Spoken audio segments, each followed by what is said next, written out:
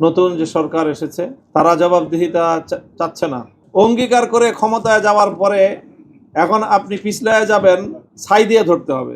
আমরা এমন একটা সমাজ গড়তে চাই যেটা জবাবদিহিতামূলক সমাজ হয়, এবং সেই জবাবদিহিতাটা নিশ্চিত করতে পারলেই আমাদের কাঙ্ক্ষিত সমাজ আমরা করতে পারবো। আমাদের নিকট অতীতে আমরা আমাদের অসংখ্য আপনজনদেরকে হারিয়েছি। শহীদের রক্তে বাংলাদেশের মাটি বারবার সিঞ্চিত হয়েছে।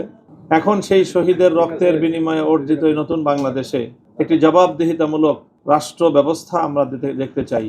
নতুন যে সরকার এসেছে তারা জবাবদিহিতা চাচ্ছে না, জবাবদিহিতায় মানুষ থাকতে চায় না, তারা জবাবদিহিতা থেকে মুক্ত হতে চাচ্ছে।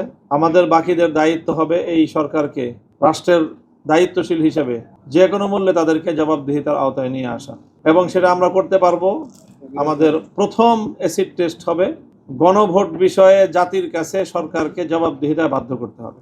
2/3 বেশি মানুষ যে মতামত দিয়েছে গণভোটে হায়ের পক্ষে, এবং নির্বাচনের আগেও বিএনপি নেতা জনাব তারেক রহমান সাহেব যেভাবেই হোক আর যে কারণেই হোক তিনি হা ভোটের পক্ষে ক্যাম্পেইন করতে বাধ্য হয়েছেন। তার অর্থ হলো তিনি গণভোটের প্রতি এবং হায়ের প্রতি তিনি কমিটমেন্ট ব্যক্ত করেছেন, অঙ্গীকার ব্যক্ত করেছেন। অঙ্গীকার করে ক্ষমতায় যাওয়ার পরে এখন আপনি পিছলায় যাবেন, ছাই দিয়ে ধরতে হবে।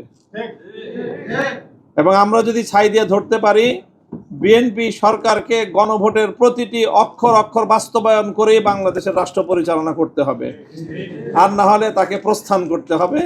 সে যেদিকে তার পূর্বসূরি গিয়েছে সেদিকেও যেতে পারে, অন্য কোনো দিকেও যেতে পারে, বাংলাদেশের সরকার পরিচালনা করতে পারবে না। কাজে আসুন আমরা সেই ব্যাপারে ঐক্যবদ্ধ হই, সংঘবদ্ধ হই।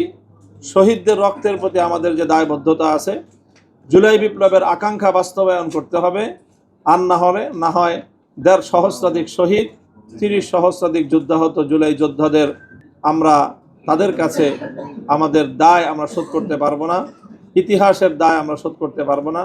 আল্লাহ আমাদেরকে সেই জবাবদিহিতামূলক একটি সমাজ রাষ্ট্র গড়ার তৌফিক দান করেন। আসসালামু আলাইকুম ওয়া রাহমাতুল্লাহ। দেশে দেশে সবার সাথে দ্য নিউজ।